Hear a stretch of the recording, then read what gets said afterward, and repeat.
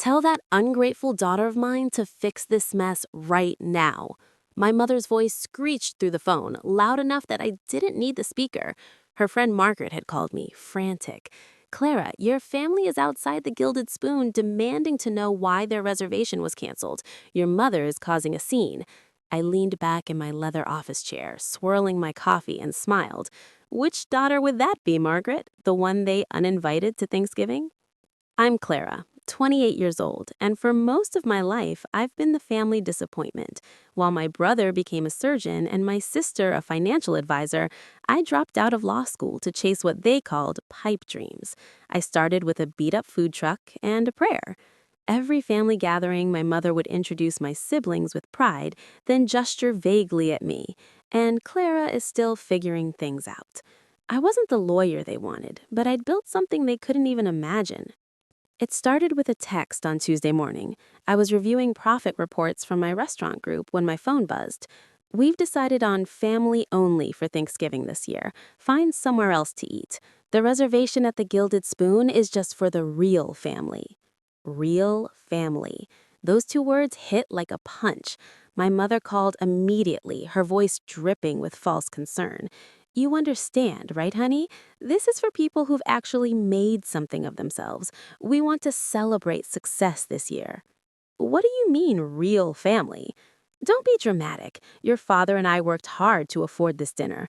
It's expensive, and frankly, we want to enjoy ourselves without worrying about, well, without having to explain your situation to the other families there. My situation, like I was a charity case. Maybe next year, when you have a real job, you can join us at nice places like this. The irony was so perfect, I almost laughed. They'd booked their successful family dinner at the Gilded Spoon, my flagship restaurant, the crown jewel of Thompson Culinary Holdings, but they had no idea. Later that evening, my sister texted in the family group chat, the one I'd apparently been removed from and only added back to receive this message. Sorry, Clara, but maybe it's for the best. You know how Dad gets when he's stressed about money. My brother chimed in. Yeah, and honestly, the Gilded Spoon is pretty upscale. Might not be your scene anyway. Not my scene. At my restaurant. The betrayals kept coming. My cousin accidentally mentioned the adults-only Thanksgiving during a phone call, then quickly covered. Oh, you weren't supposed to know about that yet. Mom thought it would be nice to have a mature celebration for once. Then I saw my mother's Facebook post, a photo of her, my dad, my siblings, and their spouses at a restaurant the previous month. The caption read, "Can't wait for Thanksgiving with my successful children. So proud of what they've accomplished. Hashtag blessed. Hashtag proud family." I wasn't in the photo. I hadn't even been invited to that dinner either. The worst came Friday morning. My brother called with a brilliant idea. Hey, Clara, I know you're upset about Thanksgiving, but why don't you work the dinner service at the Gilded Spoon? That way you can still be there, kind of, and you could maybe make some tips. Tips? At my restaurant? I heard my father in the background. Maybe this will motivate Clara to get serious about her future. Sometimes people need a wake-up call. What they didn't know was that 3 years ago, I'd stopped playing their game. While they thought I was still struggling with my little food truck, I'd been quietly building an empire. Those late-night phone calls they heard me taking, board meetings, those catering gigs I mentioned, opening new locations across 3 states. The Gilded Spoon wasn't just any restaurant. It was where it all started. I'd bought the struggling bistro with my food truck profits and turned it into the crown jewel of fine dining in our city. Thompson Culinary Holdings now owned 15 restaurants across 3 states, but they'd never bothered to ask. As Thanksgiving approached, their arrogance peaked. My mother left a voicemail Wednesday night. Clara, I hope you understand this isn't personal. We just want one nice meal without having to worry about you feeling left out or making things awkward. You know how you get around successful people.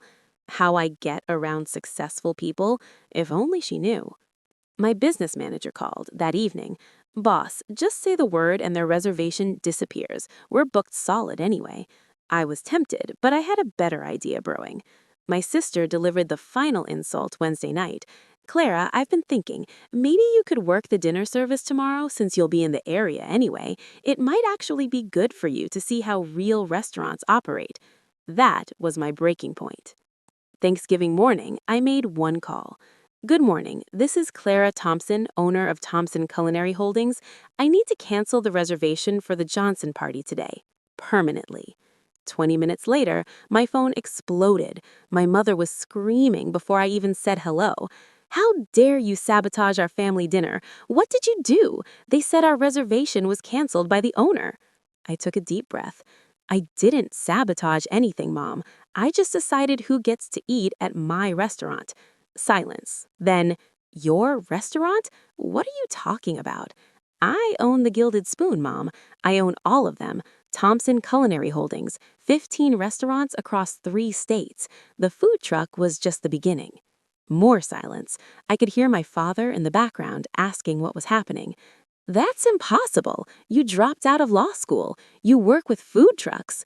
I built this from nothing while you all wrote me off as a failure. The Gilded Spoon's revenue last year was more than Dad's entire practice, but you never bothered to ask what I was actually doing. An hour later, they showed up at the restaurant. I met them at the front door in my tailored business suit, the one I wore for investor meetings. My mother's face went white. Clara, surely we can work this out. Family is family. You said this dinner was for successful family members only. I smiled. Well, you're looking at the most successful one. My father stepped forward, his voice softer than I'd ever heard. Now, Clara, don't be petty. We made a mistake. The only mistake was me trying to earn love from people who only valued me when I was useful to them. I handed my mother a business card. When you're ready to treat me with respect, call my office. My assistant will schedule an appointment. I walked back into my restaurant, leaving them standing on the sidewalk. Later that evening, my brother called.